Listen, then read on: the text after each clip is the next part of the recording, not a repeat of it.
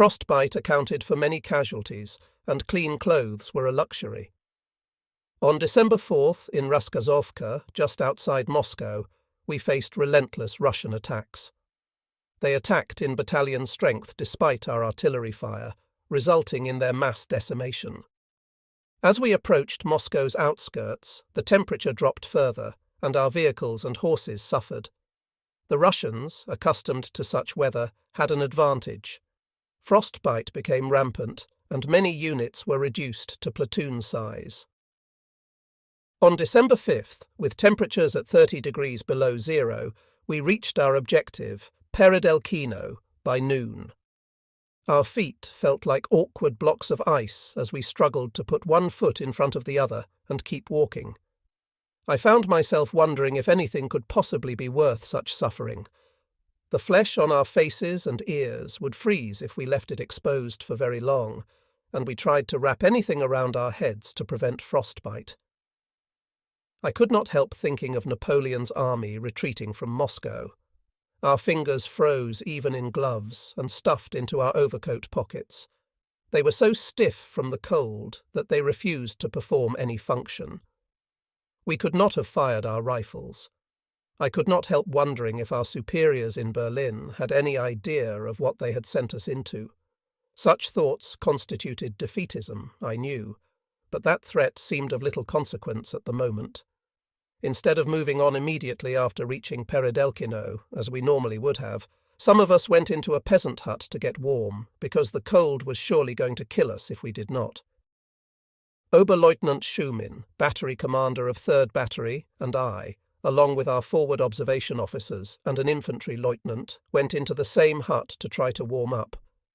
We should not have congregated the key officers from 2 artillery batteries in the same spot where we could all have been killed en masse, but the cold was beyond human endurance, and we had to get warm if we were to survive.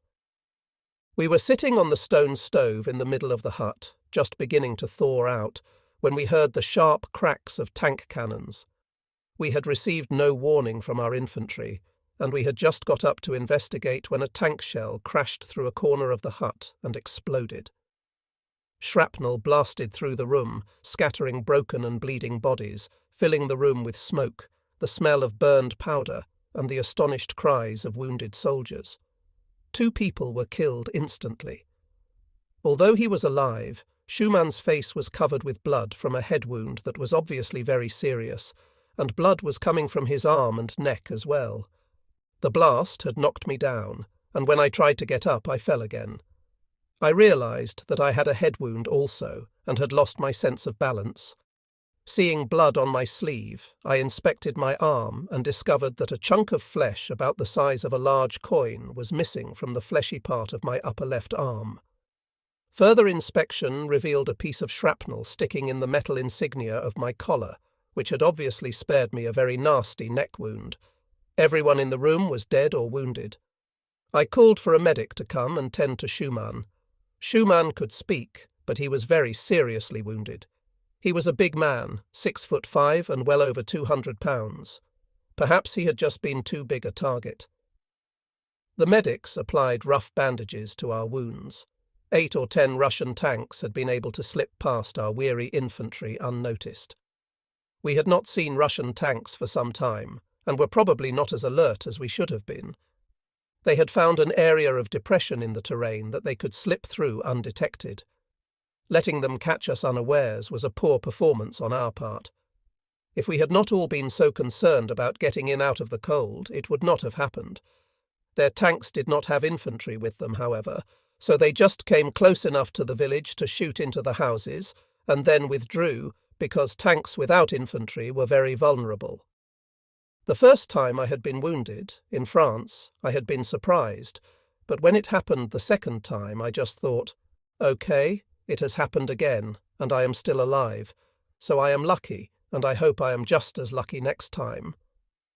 I knew I had not been permanently maimed. I was glad to be wounded and out of the fighting, and now especially to be out of the horrible Russian winter. We were not dressed for it, equipped for it, or ready for it in any way. The medics administered first aid and applied bandages to the wounded. Schumann and I were put on sleds and pulled back to my battery by hand. I turned command of my battery over to my battery officer, Lieutenant Steinbach, who reported our losses to battalion, including the fact that both battery commanders had been wounded. Lieutenant Jaschke had been only slightly wounded. Schumann and I were then loaded into the back of a truck to be taken to a field hospital in Vyazma. The truck had brought supplies in and was taking wounded out. We were on the outskirts of Moscow, only about 20 kilometers from the Kremlin, and the trip to Vyazma was approximately 120 kilometers. 9 of us were in the bed of the truck, with a driver and a guard up front. Over frozen ground, it was a cold, jolting, painful ride for wounded men, bouncing around in an empty truck bed, but there was no alternative. I tried to make Schumann as comfortable as possible. His head and neck wounds were obviously serious, and the jolting of the truck was terribly uncomfortable for him. I folded my blanket and put it under his head for a pillow to keep his head from banging on the metal floor of the truck bed. As uncomfortable and painful as my own wounds were in the bouncing truck bed, Schumann's were much worse. After an interminable 3 or 4 hours, we finally arrived at the field hospital in Vyazma. They redressed our wounds at the field hospital. My arm wound was a clean flesh wound, but my head wound had robbed me of my sense of balance, and I was not able to stand. I was at the field hospital only one night, because the Russians had mounted a major offensive. Many wounded were coming in, and the hospital staff was eager to move people on. By the time I was put aboard an ambulance train to Warsaw the next morning, I already had lice under my bandages, a terrible experience because I could not get to them.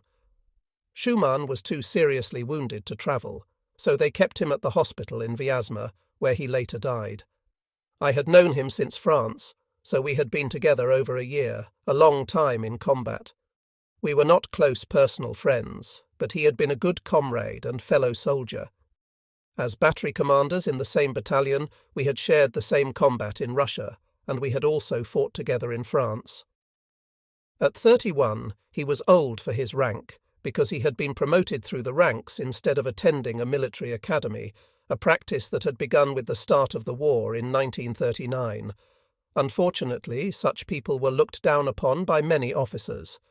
Many of them were as good as, or even better than the rest of us as officers, because they had more practical experience, but they were not as educated or as sophisticated. There was even a bad joke about them. They were called Wehrmachts, a term composed of the first letters of the expression folk officer with a labourer's face. It was a very degrading expression. Schumann had felt the insult keenly, but he had handled it manfully and showed no resentment or bitterness. He had been a good soldier and a good officer, and now he had given all he had to give for folk and fatherland. We did not know it then, but on December 5th, the day I was wounded, the Russians had thrown hundreds of thousands of fresh, motivated, well-trained and well-equipped Siberian troops against us, and they were now pushing us back, away from Moscow. I was spared the experience of the retreat because I was wounded at the very beginning of it. It is terrible to be wounded during a retreat, because retreating soldiers can rarely take wounded with them. The wounded usually lie where they fall during a retreat, to die of their wounds, freeze to death, or be taken captive by the enemy. I did not yet know that the German army had begun a general retreat. I did not know that our tanks had not been able to capture Kalinin and Tula, north and south of Moscow. I knew only what had happened at my own little part of the front, and nothing had happened there to indicate a general retreat. The tanks that had attacked us did not have infantry, and if you stop a couple of tanks that are not accompanied by infantry, the other tanks retreat. I not only had no idea that anything catastrophic was in the making, but on the contrary I thought the same thing that had happened in the Sudetenland and again in Paris was about to happen the third time. I thought my division would soon be holding a victory parade in front of the Kremlin, and I would miss it again because of being wounded, for the third time. The ambulance train took 2 days to go from Vyazma to Warsaw, a distance of about 800 kilometers. By this time I was able to sit up. The more severely wounded who could not sit were in different cars under the care of medics. We were all utterly thankful to be out of the inferno of combat and the murderous Russian winter. We talked about our experience in Russia, about home, and about the food we were receiving aboard the train, which was considerably better than any we'd had in a long time. We all also could not seem to get enough sleep. It was a very pleasant feeling of tranquility. Sitting in the warmth and comfort of the train and watching the Russian landscape pass, we were impressed anew with the vastness of the area we had covered on foot. We now crossed in 2 days an area it had taken us over 5 painful months to cross on foot. But we had crossed most of it in the summer when it was fairly hospitable, and now it was under a cruel blanket of snow and life-taking cold. We marvelled at the Russians' ability to keep producing new divisions, no matter how many we killed and captured. At Warsaw, we were admitted to a former civilian hospital that was now being operated by the German army. There they cleaned my wounds and redressed them, finally getting rid of the maddening lice that had infested my bandages. We were also finally deloused and would not have to worry about those degrading and devouring creatures again until we returned to the front. It was like a gift from heaven to have a bath and be able to soap ourselves down and get clean. The doctors checked me carefully to make sure that further travel would not be detrimental to my condition. The doctors were always especially concerned about head wounds. I stayed in Warsaw only a few days. I called my parents and Lilo to let them know I had been wounded and would be coming home. The army notified families when a soldier was killed, but not when a soldier was wounded. Because of the constant losses, that was not possible. While I was in the hospital at Warsaw, I learned that the Japanese had attacked the United States at a place called Pearl Harbor. So now it was another world war. I did not realize the significance of the event, however. Even when Hitler declared war on the United States, I did not realize what it would mean for Germany. In school, I had not learned much about the economic and political significance of the United States in the modern world. I just felt that the United States had been helping England and Russia with material aid all along, and that now we would finally be able to strike back at them. Thinking that the United States would be fully occupied with Japan, I did not realize that its entry into the war, with its vast resources, virtually guaranteed that we would have to fight a 2-front war, every German general's most dreaded nightmare because of Germany's experience in the First World War. After Warsaw, I was sent briefly to hospitals in Olmutz and Brno, Czechoslovakia, before being reassigned to the hospital in Leipzig. Although I had to be very careful because of my head wound, I could at least walk by now.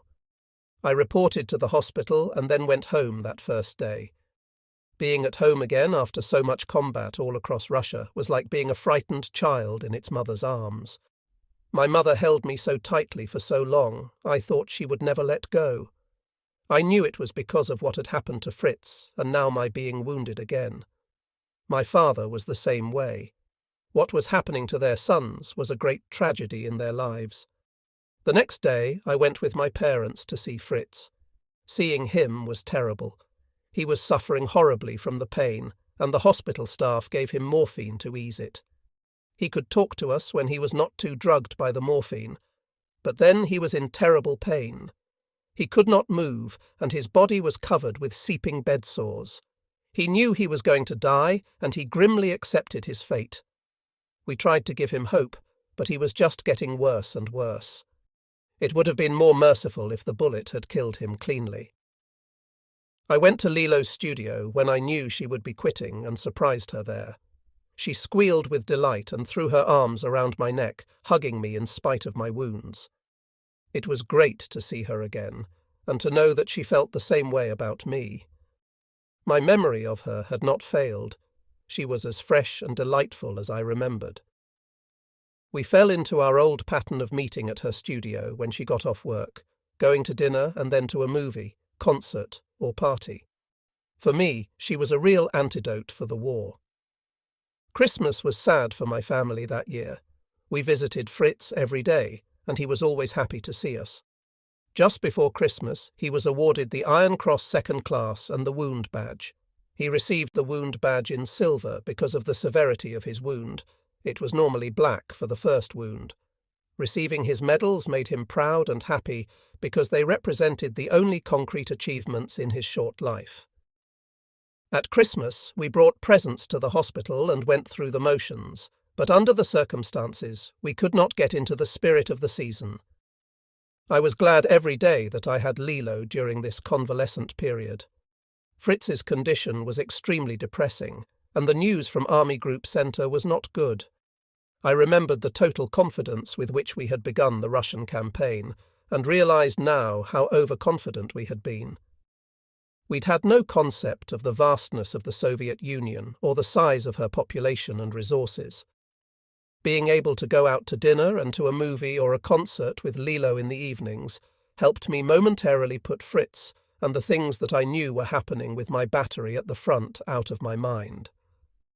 When I was not with her, it all came rushing back to fill the vacuum. The morale of the German population did not seem bad. Until the invasion of France, most of the people felt that Hitler was just getting back what had been taken from Germany at the end of the World War. The campaign in France had been popular because we'd had to pay heavy reparations to France after the war, and because France had declared war on us in 1939. And, of course, the fact that we had won the campaign also made it popular. The German people seemed to be quite happy with the way things had gone early in the war.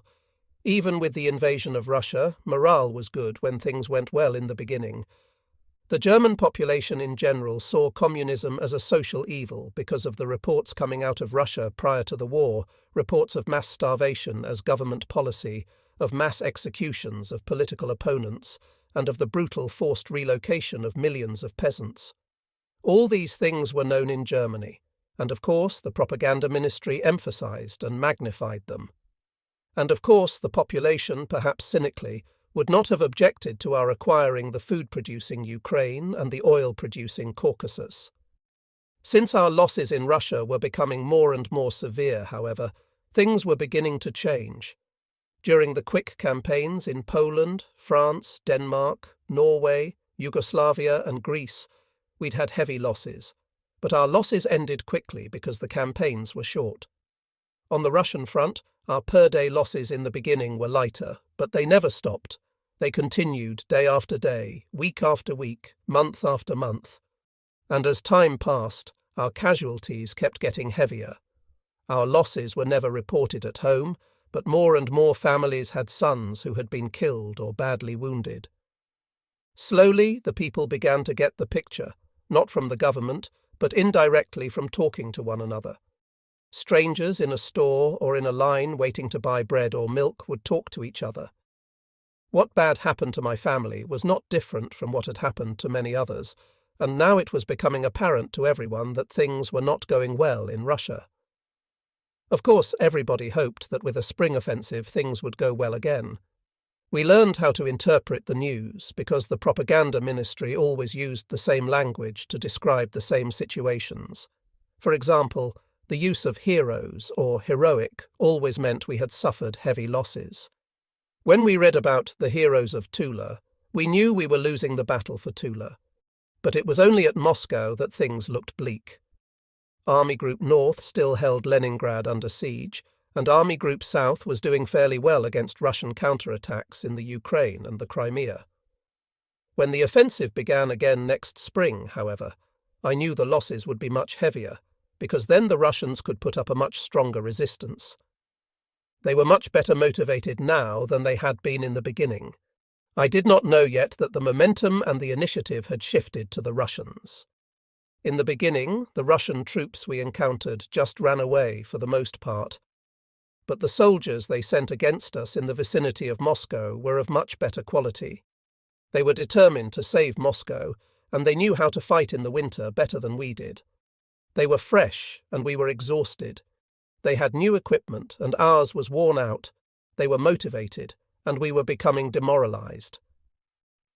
I could not avoid the irony of the vaunted German army, so admired by the rest of the world as masters of the battlefield until now, being fought to a standstill by a people whom our government described as subhuman. In January 1942, one was awarded the Sturmabzeichen, the medal for participating in hand-to-hand combat with the infantry. In the spring of 1942, the time had come for me to return to the front. Having been wounded twice already, and having seen hundreds of others killed and badly wounded, I had no illusions about what was in store for me eventually. I was weighted with a sense of impending doom. But there was no other way. I felt that we had to see the fight through to the finish. My parents and Lilo accompanied me to the train station in Leipzig. I dressed for the front in the winter field uniform I had received from my home unit. It was a sad leave-taking. I hugged Lilo longingly, knowing I might never see her again. How much luck could I have? I had taken my leave of Fritz the day before. We both knew it was farewell forever. Although he tried to resist the morphine so he could talk to me, he finally had to ask for it because of the pain. For the few minutes before the morphine stole his mind away, we tried to find something meaningful to say, but the anguish of the moment robbed us both of thought and speech. His eyes filled with tears, and so did mine. I took his hand and held it until his eyes closed in peaceful repose. Then, after one last look, I slipped quietly from the room. He had always been so proud of me and my accomplishments, and now he was going to die before he had any real chance to achieve any of his own. I had left my battery in early December at the outermost suburbs of Moscow, but by spring it had been pushed back to a defence line just east of Smolensk. My battery was in log bunkers in a wooded area. Very little was happening on our front. The main thrust of German offensive operations now was being conducted by Army Group South to try to take the rest of the Ukraine and the Caucasus for food and oil. We would exchange artillery salvos with the Russians occasionally just to annoy each other, but there was no sustained combat at this time. It reminded me of the Sitzkrieg period in 1939 in the Eifel Mountains. During the winter, Army Group Centre was not ready to fight an offensive battle because our men and horses were exhausted and our equipment was worn out, and the Russians apparently did not have the resources to mount another offensive campaign after we had absorbed and blunted their December offensive. They had regrouped, as we had, and were just waiting to see where we would take the offensive. It was spring, and the snow was beginning to melt, ushering in the mud period. Only the Russian farm vehicle called a troika, pulled by 3 little panjay, peasant horse, would move on those roads. Roads had been corduroyed between our battery and the division, so we could get ammunition and supplies to our position, but any major movement by wheeled vehicles was out of the question. Our bunkers had been built the previous fall from fresh-cut logs, and when the thaw started, our area of the front became a virtual swamp. The logs of our bunkers even began to sprout new twigs. I had been back with my battery only a few weeks and had just become readjusted to the routine when I received orders to report to Berlin to attend a special artillery school, something like a general staff school for artillery officers. I caught a ride in an ambulance to the train station in Smolensk, where I boarded a train to Berlin, called home from Berlin to let my family and Lilo know I was out of the danger of serving at the front, and then I reported to the school. The students in the school were all experienced combat battery commanders, Oberleutnants and Hauptmanns. The purpose of the school was to produce operations officers for artillery generals who commanded very large units of artillery. I saw Lilo often during the artillery school. I went to Leipzig, only 175 kilometers away, some weekends, and Lilo came to Berlin on others. We were getting serious enough about each other to talk about marriage, but we did not want to get married while the war was going on. Of course, we had no idea at that time how long the war would last. In May 1942, I received a telegram from my parents. Fritz died this morning. Stop funeral day after tomorrow. Stop, can you come stop? Even though I had been expecting it, and even though it was merciful, it was an emotional blow. I had seen many young men die, and I knew this was the price we had to pay for all the victories, but the personal loss was very keen. It was hard to stand by Fritz's grave and bear the heavy pain of losing my only brother. It was even more difficult for my devastated parents.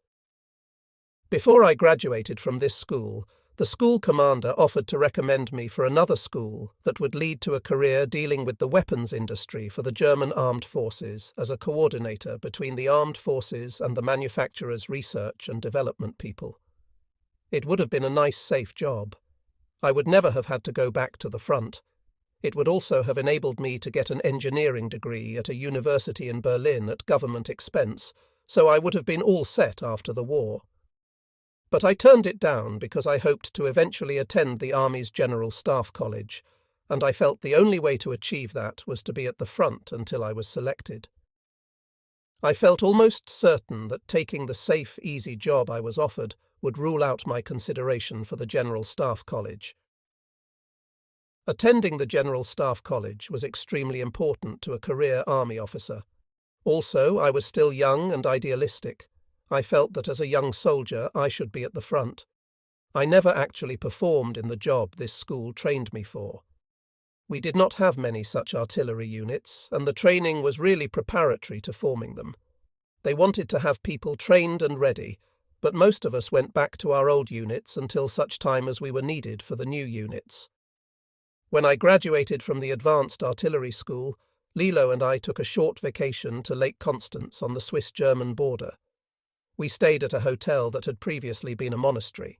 We went swimming and took boat trips on Lake Constance and enjoyed the brief few days we had together. I wore civilian clothes and tried to forget about what was waiting for me when I returned to the front. We tried to live for a few days as though the war did not exist, and the two of us were having a pleasant little vacation in a peacetime world. All too soon, Lilo had to return to her job. After she had gone, I visited my mother, who happened to be vacationing in the Alps at the time, and then I boarded the train to Smolensk and my battery at the front. Although most of the fighting during the summer had been conducted by Army Group South in the Ukraine, the Caucasus, and the Crimea, there had been some fighting at our front near Smolensk. My battery was again in a prepared defence line, although not the same one I had left it in. I arrived just in time to take over my battery for the counter-attack to regain the lost territory. We laid down a barrage of artillery fire in preparation for the attack, and then the infantry moved out.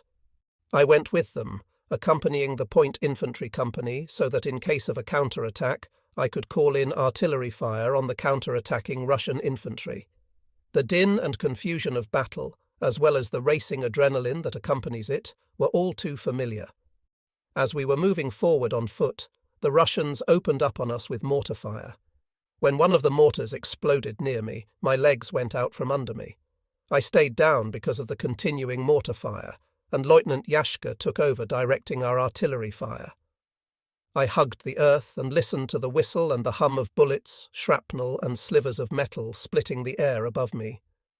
It was a short fight, and when it was over, a corpsman treated my wound. I had been hit in the knee by shrapnel from the mortar. Medics took me first to the regimental dressing station, and then to the division's medical facility. I appeared to have shrapnel lodged under my kneecap.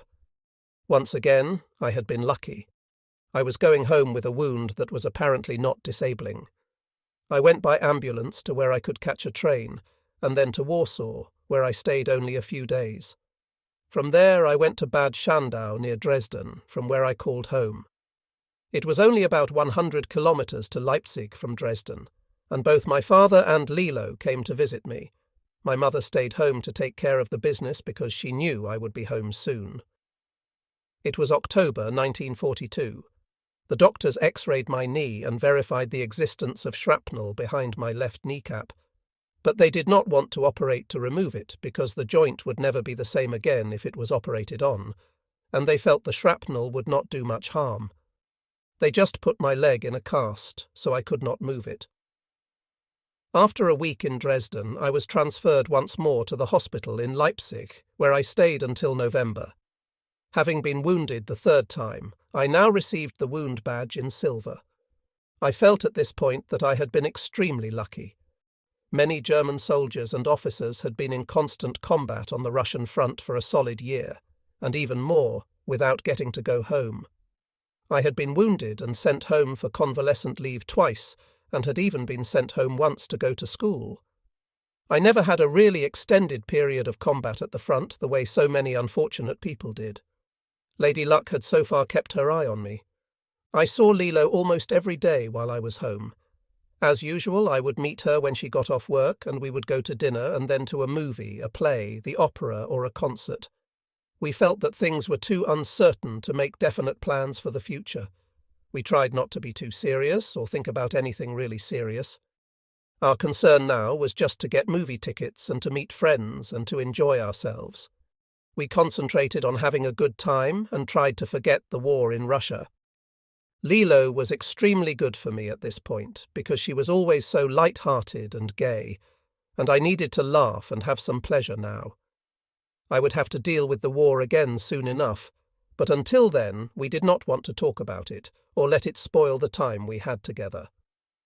Lilo, who was still managing the photographer's studio, made some portraits of me in my dress uniform as an Oberleutnant, with my decorations: Iron Cross First and Second Class, Winter Medal, for the first winter in Russia, Sturmabzeichen, for having been in hand-to-hand combat, and Verwundetenabzeichen, Wound Badge, in silver, for being wounded 3 times. Just as there were shortages of men and equipment at the front, there were shortages of everything at home, especially some food items, meat, coffee, tea, chocolate, and so forth, and things were starting to get worse. Earlier, when the war was going well for us, people had accepted the shortages without grumbling, but now that the war was not going as well, people resented the shortages more. The population seemed to be a little more cowed and dispirited. The Russian campaign was just uncertain at this point. By looking at a map, we could see that the Russians still had a very big country behind the front lines. We had only a little of the western part of the whole country. It was the most important part, the part with most of the industry, but there was still a lot of industry around Moscow that we had not captured, and the Russians had taken much of the industry out and moved it back to the Ural Mountains, well beyond our reach. I knew we had not defeated Russia. I had experienced the fresh Siberian troops myself, and I knew now there was no longer any real hope for a quick end to the war. The situation was becoming depressing, especially with the death of Fritz, and I knew the odds were great that I would die in this war. But I still wanted to see the war through to a successful conclusion, as I think the German population in general did. I visited Brunsbüttelkug, my birthplace, with my mother in November 1942, before returning to my home unit for reassignment to active duty. She showed me where we had lived when I was born. My uncle now owned the business my father had started in Brunsbüttelkug. I still had faint memories of ships passing through the canal and sounding their foghorns at night. It was good for my mother and me to spend a little time alone. After losing Fritz, she had almost clung to me, and I knew she had convinced herself that I would die at the front. Since I had reached the same conclusion, I could not really offer her comfort, but at least we could spend some time together and enjoy each other's company for now. We went into a store one afternoon while we were there.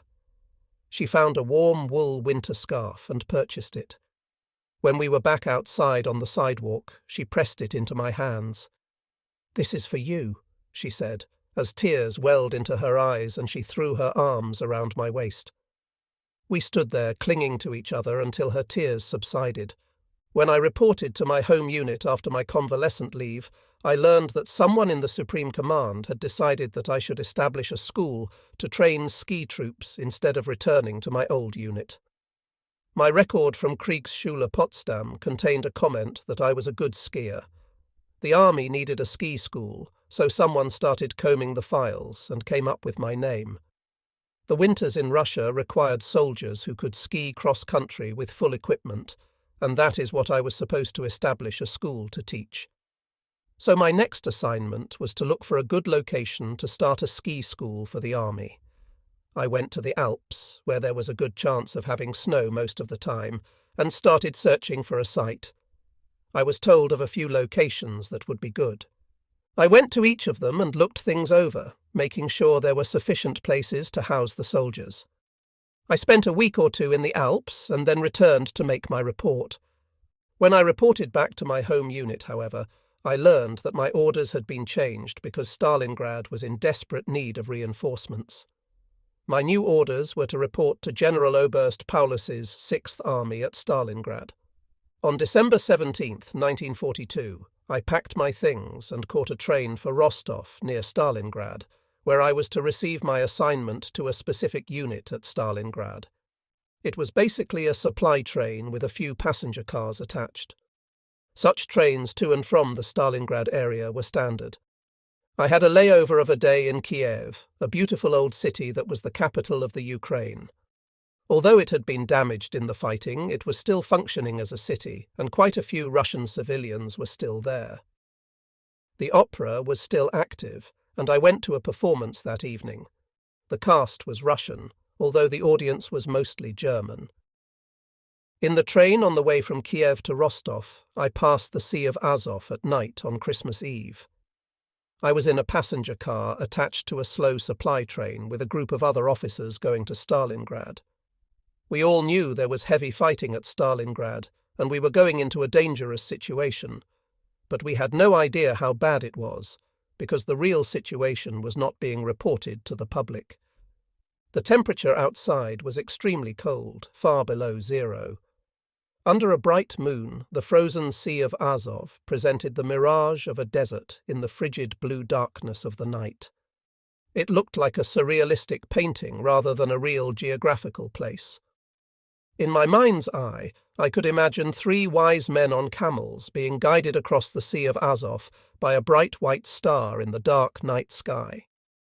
I was jolted from my reverie by the realization that the seductive beauty of this frozen moonscape represented the same killing cold I had encountered on the frozen steppes outside Moscow. Both were beautiful but merciless killers. I left the window and retreated to the warmth of the passenger car, where I joined my fellow officers in singing Christmas carols. I arrived in Rostov, a very old Russian city that was not quite as large as Kiev, on Christmas Day 1942. Although the city had been damaged by the fighting, it was still in fairly good shape. At the railroad station, I was advised to report to the headquarters of the Fortress Rostov Defense Force. There I reported to the Chief of Staff, Oberst I.G. Heisenberg, a tall and almost gaunt man in his 40s. "I am afraid you will have to stay here for a while," he said, almost sadly. "The Russians have surrounded 6th Army, so vehicles are no longer running between here and there. The only way in now is by air, and weather has grounded all flights except those taking ammunition into Stalingrad and bringing wounded out." "Jawohl, Herr Oberst," I responded. "Until the weather lifts and you can get a flight into Stalingrad, you will help me with some staff work. The commanding general of the Fortress Rostov Defense Force needs a daily summary of the reports transmitted by 6th Army in Stalingrad to Army Group South Headquarters. I do not have the time to do it, and I have no one else to assign to it. I hope you are good at writing reports." Heisenberg assigned me quarters, and I went to work for him in the operations department of the Fortress Rostov Defense Force. Our offices were located in an administrative building that must have been Communist Party headquarters, because it was very elegant and beautifully furnished, something I had not seen in Russia until now. We received all reports from 6th Army to Army Group South, because it was important for the Fortress Rostov staff to know the situation in Stalingrad. The Don River flows through Rostov on its way to the Sea of Azov, and the Volga River flows through Stalingrad. The original plan had been to hold the Don and Volga rivers, which were about 150 kilometers apart, and to create a fortified defense line between them that would protect the Caucasus area from counterattack. The oil from the Caucasus Mountains would then be secure. If we could not take Stalingrad, however, we would have to abandon this plan. Rostov, with its bridges over the Don River, was critical to our withdrawal from the Caucasus area if we could not take Stalingrad, and the situation in Stalingrad looked worse with each passing day. Rostov had been declared a fortress city, a term the government was now using to designate a city from which our forces would not withdraw under any circumstances, because it was the key to the only supply line to the Caucasus area and represented the only avenue of escape for our forces there. Although I did not look forward to going into the hopeless situation at Stalingrad, my orders were to go there. I checked with the airport every day to see if I could get a flight, but the weather remained bad. Finally, on January 1st, 1943, the sky was bright and clear, perfect flying weather. I went to the airport, certain that I would get a flight today, only to be told that a Führerbefehl, an order directly from Hitler, had just arrived from Berlin that no more troops were to be sent to Stalingrad. The government had finally recognized the situation as hopeless, and I had once again received a new lease on life. Since I could not go to Stalingrad, I was added to the Fortress Rostov Defence Force staff on a permanent basis. Apparently, I had worked myself into a job. I settled into my new quarters and new job. Many Russian civilians in Rostov worked for the German army, doing the same jobs for us they had done for the Russians, mostly cleaning and other menial tasks. Among those Russians who worked for us, I met an educated Russian woman who spoke German. I worked very late one evening and became so engrossed in the report I was preparing that I lost track of the time and did not realize how late it was until the cleaning lady appeared in the open doorway of my office. "Excuse me," she said in German. "I did not know anyone was here." "You speak German?" I asked, quite surprised. "Yes," she replied. "I learned it at university." She appeared to be just over 30, a bit on the heavy side, with braided blonde hair, blue eyes, and a quick smile. "Then I assume you were not always a cleaning lady," I said. Every place I went, I had always tried to make contact with the local people, and she seemed to present a good opportunity. "I was a school teacher," she shrugged. "But the schools are no longer functioning. I have to live, so I take what is available." Her name was Olga Malenkov, and I talked to her about what life was like in Russia. Apparently, the communist government involved itself in the most minute aspects of people's lives, and employed so many spies that the Russian people dared not trust anyone, not even members of their own family. The slightest comment that could be interpreted as criticism of the government could get a Russian arrested and sent to a labor camp for years. She certainly had no love for her government, and yet she seemed to be indifferent about whether we or the Russians won the war, which seemed curious to me. "At least the communists are Russians," she said when I asked about it. "I do not believe that German fascism would be better." From several conversations I had with her, I gathered that life in the Soviet Union was terribly grim, even for those who were not rural peasants. Yet she steadfastly refused to believe that outside the Soviet Union people lived any better. The daily reports from the 6th Army to Army Group South detailed the number of our people killed each day, the number wounded, ammunition supplies, food supplies, and weapon supplies. The reports also indicated the positions of our various military units and the type of action they were facing: artillery, tanks, small arms, and so forth. We could see the situation on our maps, and the reports created an extremely grim picture that grew worse with each passing day. It was painfully clear that I would have gone into Stalingrad only to be killed or captured. There was obviously no escape from there at this point. The reports indicated that the supplies of food and ammunition continued to diminish daily as the losses continued to mount. The 6th Army finally reached a point it could not even get its wounded out any longer. Hitler's order to stand and fight to the last man, rather than retreat and regroup, was obviously going to have very tragic consequences. Since these reports went all the way up to Hitler, they had to be worded very carefully. They never said the situation was hopeless, because that would bring charges of defeatism against the responsible officer. An officer could not say that everything was lost and he was ready to surrender. He could only report the facts and let them speak for themselves. It had been sheer stupidity to keep our troops in Stalingrad with no way to relieve them instead of permitting them to retreat. But their orders were to stay, and they stayed. And my orders were to join them, and I would have joined them except for the intervention of Providence in the form of bad weather. These remarkably stupid military errors were undoubtedly due to Hitler, a man with no military training or experience above the rank of Gefreiter, taking over the day-to-day operation of the German army. Yet we were supposed to be the master race, according to Dr. Goebbels's propaganda, and the Russians who had the wisdom to let their generals run their army were the subhumans. The irony of it all was becoming painfully obvious. The Russians could have just bypassed the Sixth Army after surrounding it, leaving it to die on the vine, and then marched to Rostov to cut off our escape route from the Caucasus. Later in the war, they would have done that. Now they did not, perhaps because they did not have adequate resources to do it. As part of the staff at Fortress Rostov, I helped plan the withdrawal of our forces from the Caucasus Mountains back into the Ukraine. Our job was to make it possible for the German army to withdraw successfully from the Caucasus before the Russians could take Rostov and cut off the only avenues of retreat. In truth, however, the only reason all our people got out of the Caucasus area when the time came was that the Sea of Azov was firmly frozen and all but the heaviest tanks were able to cross it on the ice. With just 2 or 3 bridges across the Don River, which was about 200 metres wide, it would otherwise have been impossible to get all our troops across the Don in an orderly withdrawal. Helping to draw up all these plans for failure and defeat, in addition to reading the daily reports coming out of Stalingrad, was extremely depressing. We did not know for certain what was happening at the other fronts, because we knew the government did not report defeats, but we knew ours was the major front and we were being defeated.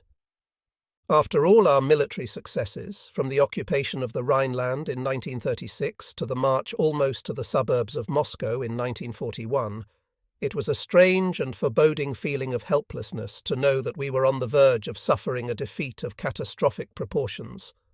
It hurt my pride to see such a fine professional army being wasted by the inept leadership of a man with no military training, knowledge, or experience. The front was still far from Germany, however, and we still hoped perhaps rather forlornly at this point for a change for the better. I was becoming bitter, however, about Hitler's cruel and stupid order to die rather than retreat and regroup, as were many others in the army. I would normally have been at Rostov until all our forces were out of the Caucasus, and Rostov was attacked by the Russians, but Providence intervened once more. One morning in early February 1943, when I went to work, I was told that Oberst Heisenberg wanted to see me. When I reported to him, he returned my salute and smiled, a rare event for him. "Good morning, Hauptmann Knappe," he said. "Congratulations. You have not only been promoted to Hauptmann, but you have also been transferred to France to help form and train a new Sixth Army." I could hardly believe my own ears. Once again I was lucky. I was pulled out of harm's way at the last moment, before the Russians attacked and overran Rostov. I took leave of Oberst Heisenberg and others I had worked with the next day, and boarded the train to return to Germany. Regularly scheduled trains ran between Germany and Rostov, bringing supplies in and taking wounded, furloughed and transferred soldiers out. I was first to report to my home unit at Altenburg. When I reported there on February 17, 1943, I was given an automatic 3-week Eastern Front furlough, even though I had been at Rostov only a few weeks. I went home to Leipzig, arriving just in time to hear the radio announcement preceded by funeral marches of the heroic fight to the last cartridge of our forces at Stalingrad. The government had been forced to announce our defeat at Stalingrad because it was not possible to hide a disaster of that magnitude. We were all becoming bitter now about our government's constant attempt to mislead us and hide the truth from us. Stalingrad was the turning point of the war for us. There had been little Stalingrads before, all of them brought about by Hitler's incredibly stupid orders to stand and fight to the last man, even though it meant the wholesale slaughter of young German men, instead of intelligently retreating to regroup and fight again. Such battles of desperation were becoming more and more frequent. Our casualties were increasing, and the Russian army was beginning to break through our defence lines more frequently. Not only were we suffering more battle casualties, but now many German prisoners were being taken in large numbers by the Russians. A whole German army corps had earlier been encircled and lost, for example, with all its equipment. It had been getting worse for some time, but it was the loss of the Sixth Army at Stalingrad and the withdrawal of Army Group South from the Caucasus Mountains that made it painfully clear to me that we were not going to defeat the Soviet Union. Goebbels's propaganda continued to try to put a good face on things, but after Stalingrad, every thinking person knew we could not win this war against Russia. We had now had to give up capturing the rich food-producing Ukraine and the oil-producing Caucasus, without which we had no chance of defeating the Soviet Union. Even so, we did not even dream at this time that the Russians would ever be able to invade Germany. Our assumption of superiority was still intact even after a defeat of the magnitude of Stalingrad. My furlough was not as pleasant as it could have been because of our defeat at Stalingrad. A black mourning had fallen over Germany. Public dancing was not permitted, so Lilo and I had to limit ourselves to the theatre and concerts. We took a skiing trip to the Austrian Alps, partly to get away from the depressing news and funeral marches that were constantly on the radio. We found the mountain air, the blue sky, and the clean white snow refreshing and invigorating after all the gloomy news of this bitterly bleak time. Lilo and I now decided that we would get married on my next furlough. The war was obviously not going to be a short one, and we decided to wait no longer. On my way to my new assignment in France, I stopped over for a day in Paris once more. I took in the sights of Paris again, but I took the elevator to the top of the Eiffel Tower this time instead of climbing the stairs. The city did not have the same euphoric effect it had had on me in the past.